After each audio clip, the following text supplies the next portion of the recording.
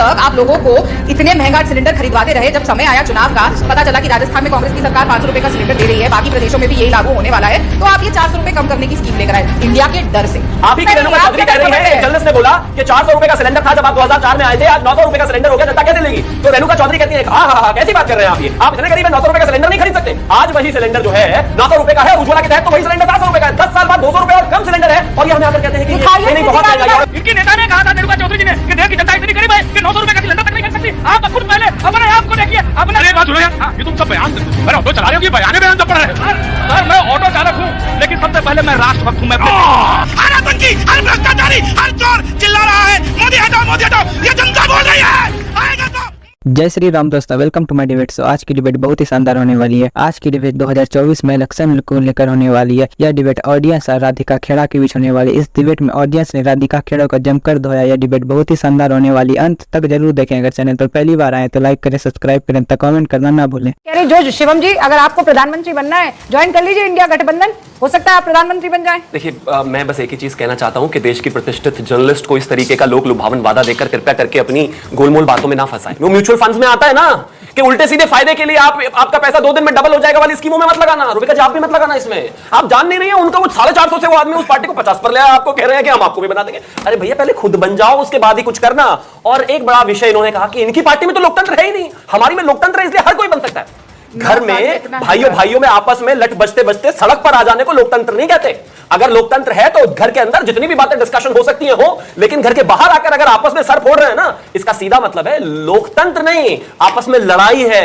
चूहे बिल्ली की तरह लड़ रहे हैं और जनता के बीच में यह बात है, और जनता इस बात को देखकर तय कर ले रही है कि भाई इनमें तो आज ही एका नहीं है। अभी तो इनके पास ना ताकत है, ना सत्ता है, ना मंत्रालय है, प्रधानमंत्री, मुख्यमंत्री, लेकिन बन जाएंगे तो पता नहीं। रूबिका जी, आपने एक बात बहुत सही पकड़ी एलपीजी के दामों वाली। ये इंडिया की ताकत ही तो है कि जो लोग रसोई गैस के दामों में आग लगाए बैठे थे, आज मजबूर हो गए हमारी 2 बैठकों के बाद, और सिर्फ 2 दिन पहले तीसरी बैठक के, कि उन्होंने 400 रुपए दाम घटा दिए। वो बात अलग है कि पहले 1100 से पार करा दो और फिर उसमें से 400 रुपए घटा दो, तो ऊंट के मुंह में जीरा डालने वाला काम करे। लेकिन ये भूल जाते हैं कि देश की जनता बहुत समझदार है। आपने वादे किए थे 2014 में, जिनको आपने पूरा नहीं किया। देश की जनता ने फिर भी आपको मौका दिया जी। आपने बोला 5 साल बहुत कम था, दोबारा मौका मिल गया। 9 साल तक आप लोगों को इतने महंगा सिलेंडर खरीदवाते रहे। जब समय आया चुनाव का, पता चला कि राजस्थान में कांग्रेस की सरकार 500 रुपए का सिलेंडर दे रही है, बाकी प्रदेशों में भी यही लागू होने वाला है, तो आप ये 400 रुपए कम करने की स्कीम लेकर आए इंडिया के डर से।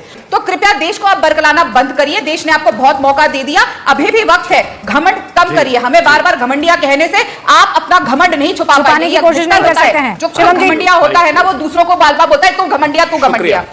ये आप ही की बात का जवाब है, आप ही की एक्स मिनिस्टर दे रही है 2012 में। प्लीज गौर से सुनिएगा, आपके लिए ज्यादा बेहतर रहेगा, मुझे ऐसा लगता है। राधिका जी 2012 में चले गए। आप क्या कहना चाह रहे हैं कि आप इतने गरीब हैं कि आप नरेंद्र मोदी जी का बयान नहीं चलाइए। देखिए बीच में बोलना शुरू कर दिया ना रूबिका जी। मैं तो नहीं बोला था उनके बीच में। आप इतनी परेशानी क्यों, इतना एजिटेटेड क्यों हैं आप, इतना डरे हुए क्यों हैं? और अगर डरे हुए नहीं है तो अपने समय में आप बोलिए और अपने समय में मैं बोलूंगा। जब आप 2 मिनट तक बोली, मैंने आपको बीच में नहीं टोका, बिकॉज़ आई एम कॉन्फिडेंट। इसे घमंड नहीं, कॉन्फिडेंस कहते हैं। लेकिन आप इतना डरे हुए हैं कि बोलने नहीं दे रहे। अब सुनिए, आप ही की रेणुका चौधरी कह रही है, एक जर्नलिस्ट ने बोला कि 400 रुपए का सिलेंडर था जब आप 2004 में आए थे, आज 900 रुपए का सिलेंडर हो गया, जनता कैसे लेगी? तो रेणुका चौधरी कहती है हाँ कैसी बात कर रहे हैं आप? ये आप इतने गरीब है 900 रुपए का सिलेंडर नहीं खरीद सकते। आज वही सिलेंडर जो है 900 रुपए का है, और उज्ज्वला के तहत तो वही सिलेंडर 700 रुपए का है। 10 साल बाद 200 रुपए और कम सिलेंडर है, और ये हमें आकर कहते हैं कि ये नहीं बहुत महंगा है। और एक और चीज, मतलब 1 साल बीच में मत बोलना, क्या फायदा उससे? मैं नहीं बोला आपके बीच में। दूसरा, अभी भी 2024 के चुनाव में 1 साल बाकी है। अभी जो हमने रक्षाबंधन पर अपनी बहनों को दिया वो तो चुनावी वादा है, और अशोक गहलोत जो रोजाना लॉलीपॉप बांट रहे हैं वो चुनावी वादा नहीं है। जो आने वाले 1 महीने बाद चुनाव है वो चुनावी वादा नहीं है। राधिका जी आप सुन क्यों नहीं सकते? देखिए, आप दोनों की लड़ाई में, आप दोनों की लड़ाई मैं बोलना चाहता हूं, मैं लड़ाई का मतलब समझा देती हूँ। लड़ाई ये है कि अगर राधिका जी कह रही है कि आप लोग प्रेशर में, खौफ में आकर पैसा कम कर रहे हैं, आप ये कह रहे हैं कि हम रक्षाबंधन का तोहफा दे रहे हैं। देखिए, फायदा तो जनता का ही है। मुझे नहीं, मैं इस वाली लड़ाई को पसंद करती हूँ। आप ऐसे लड़िए ताकि रामकृपाल जी ऐसा है, जनता का फायदा होता चला जाए। जब 200 रुपए सिलेंडर पर 200 रुपए दाम कम किए जाते हैं तो मोदी जी और निर्मला सीतारमण जी आकर कहती है स्नेह भेंट महिलाओं के लिए दे रहे हैं। आप बताइए वो पैसा किसका है? वो जनता का पैसा है, और जनता को ही दिया जा रहा है और फिर इतनी बड़े बड़े सौगात दे रहे हैं, भेंट दे रहे हैं। आप मुझे ये बताइए कि ये पैसा तो जनता का है और इस तरीके का इतने साल से ये क्या कर रहे थे?